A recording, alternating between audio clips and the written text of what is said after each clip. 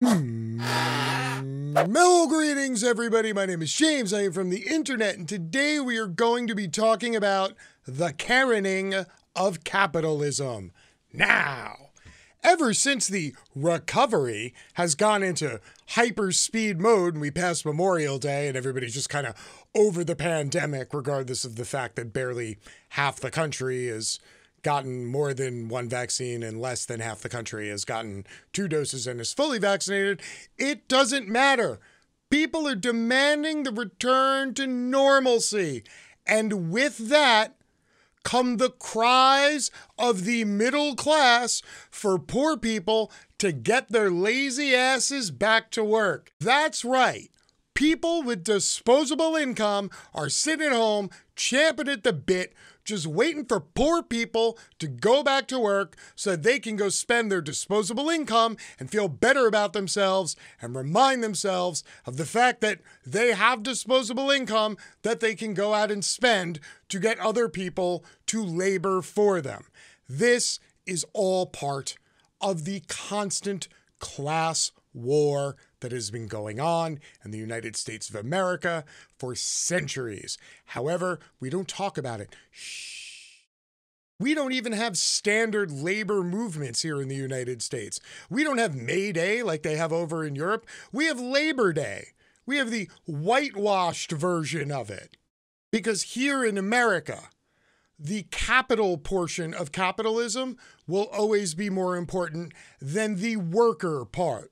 Now, if you don't believe me, I want to show you a handy-dandy little bit of propaganda that I rolled across, and I'm going to read it to you.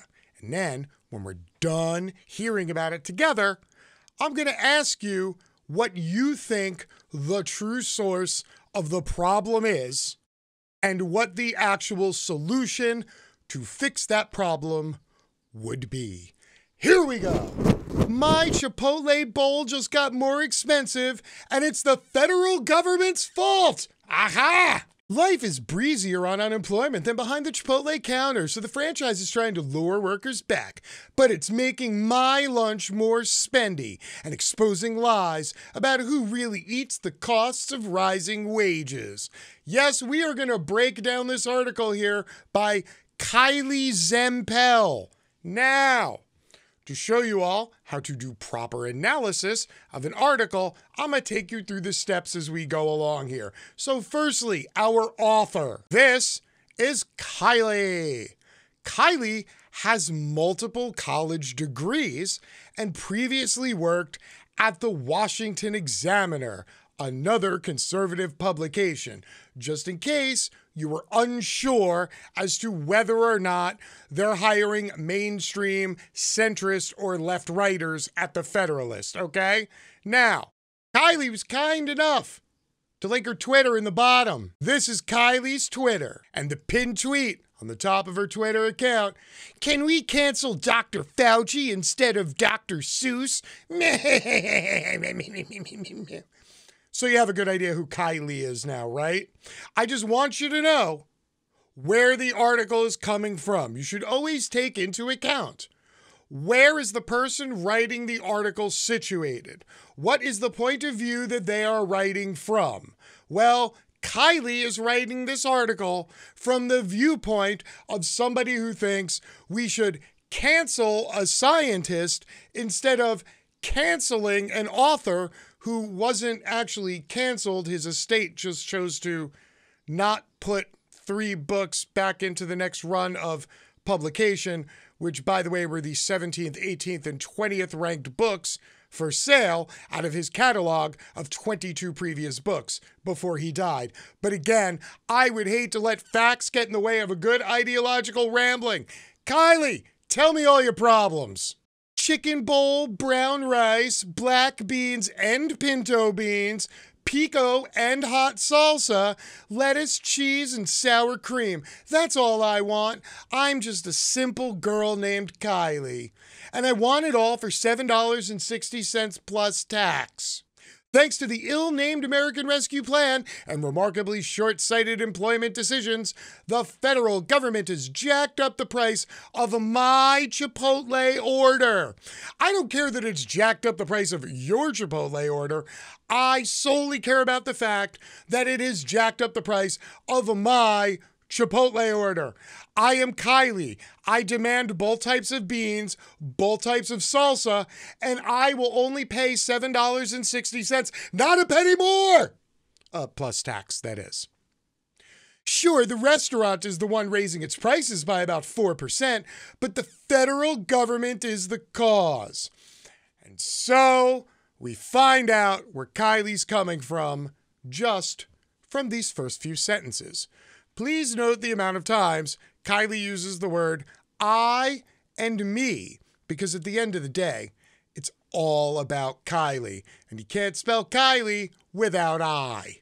Across the restaurant industry, chains such as Chipotle, Starbucks, and McDonald's have been increasing hourly pay for employees of company-owned locations in a bid to attract new workers and retain their current ones. NBC News reported, consumer demand has come roaring back for restaurant meals, but the workforce has been slower to return, pushing eateries to sweeten the deal. Did you catch that? Restaurants have had to bribe current and prospective workers with fatter paychecks to lure them off their backsides and back to work. That's what happens when the federal government steps in with a sweet unemployment deal, incentivizing workers, do a little less labor and a little more lounging. Hey, Kylie, you need a copy editor because they missed the word "to" in there.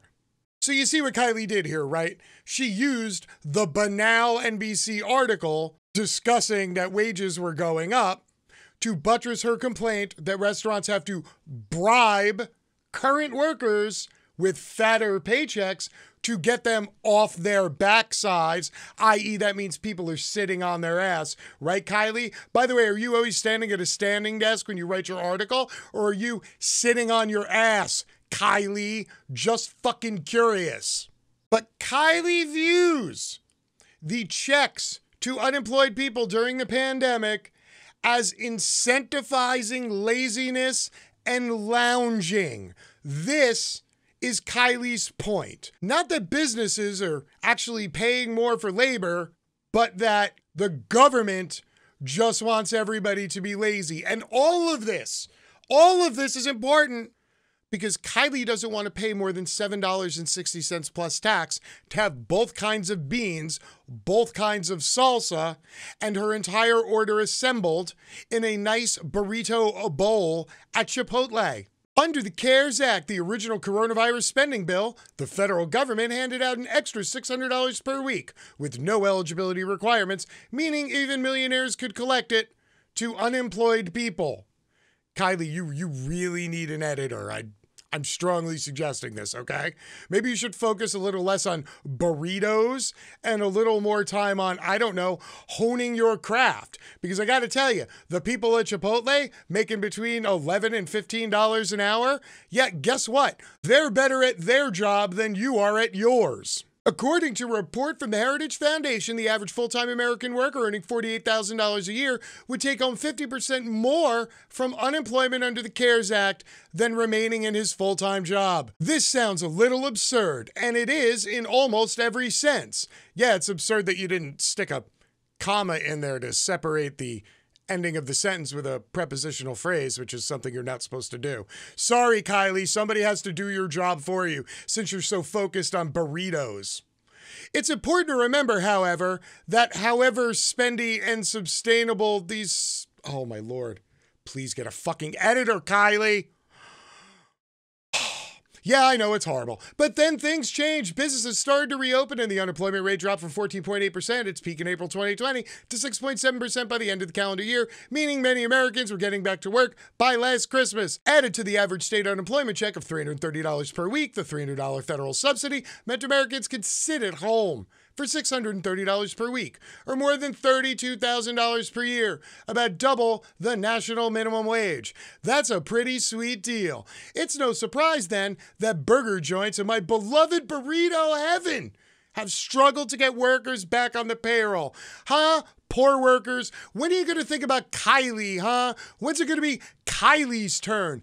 Kylie has been working all through the pandemic. She has been safely ensconced at home with her Mac laptop, writing articles, ordering food on DoorDash and Uber Eats. But please, when is it going to be Kylie's turn? Conservatives like Kylie warned about this, of course.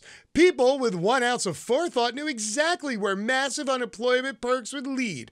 You can't pay people handsomely to stay home and then expect them to jump back into Chipotle uniforms.